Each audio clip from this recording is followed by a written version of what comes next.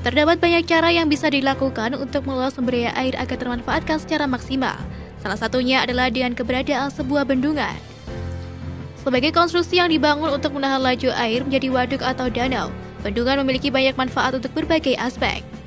Ada ragam manfaat yang dimaksud diantaranya adalah sebagai sumber dari sistem pengairan, mencegah banjir, habitat bagi ekosistem air tawar, hingga manfaat menjadi tempat rekreasi. Dan istimewanya lagi, bendungan juga jadi komponen utama bagi praktik energi bersih lewat kehadiran PLTA yang biasanya dibangun secara bersamaan.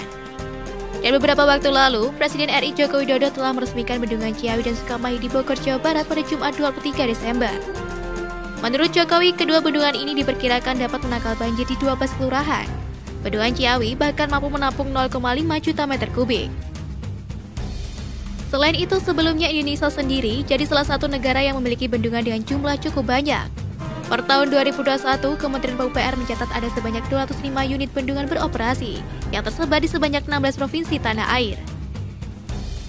Dan dari sekian banyak bendungan tersebut, ada beberapa bendungan yang dinobatkan sebagai bendungan terbesar dan banyak dikenal sampai saat ini. Lalu, apa saja bendungan yang dimaksud? Pertama, Bendungan Jatiluhur. Banyak dikenal juga sebagai Bendungan Juanda. Infrastruktur satu ini berlokasi di Purwakarta, Jawa Barat dan sudah beroperasi sejak tahun 1965. Membendung aliran Sungai Citarum, bendungan ini memiliki potensi air tersedia mencapai 12,9 miliar meter kubik per tahun. Pertama kali dibangun pada tahun 1957, kala itu tujuan utama pembuatan Bendungan Jatiluhur adalah untuk mengairi irigasi sawah seluas 242.000 hektar milik penduduk sekitar.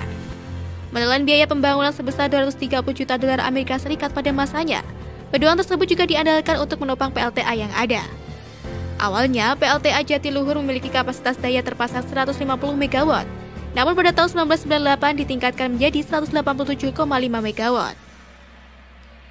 Diketahui jika produksi listrik yang dihasilkan PLTA bendungan tersebut rata-rata dalam setahun mencapai 830 juta kilowatt, yang sebagian digunakan untuk keperluan operasional bendungan, yang sebagian lagi dipasok ke PT PLN melalui jaringan tegangan 150 kV dan 70 kV.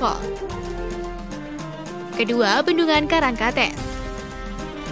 Memiliki nama lain Bendungan Insinyur Sutami, fasilitas yang berlokasi di Malang ini didedikasikan untuk sosok Menteri Pembangunan terdahulu yang banyak dihormati. Dibangun pada tahun 1975 hingga 1977 dengan biaya 10 miliar rupiah kala itu, volume normal bendungan ada di kisaran 343 juta meter kubik per tahun. Kemudian manfaat sampingannya yakni Bendungan Sutami sering menjadi tempat istirahat bagi para pengemudi. Selain itu, tempat ini juga telah menjadi objek wisata yang dilengkapi dengan beberapa fasilitas olahraga. Bendungan Sutami juga mendukung operasional 3 unit PLTA yang masing-masing memiliki kapasitas 35 MW. Karena itu, PLTA yang ada mampu memasak listrik hingga kisaran 488 juta kilowatt dalam setahun. Selain PLTA, terbaru diumumkan jika bendungan ini juga akan menjadi lokasi penggarapan PLTS terapung. Ketiga, Bendungan Batu Tegi. Berlokasi di Lampung Selatan, bendungan ini merupakan penyedia air minum untuk kota Bandar Lampung Metro dan kawasan Beranti. Diresmikan pada tahun 2004, Bendungan Batu Tegi memiliki volume normal hingga 687 juta meter kubik.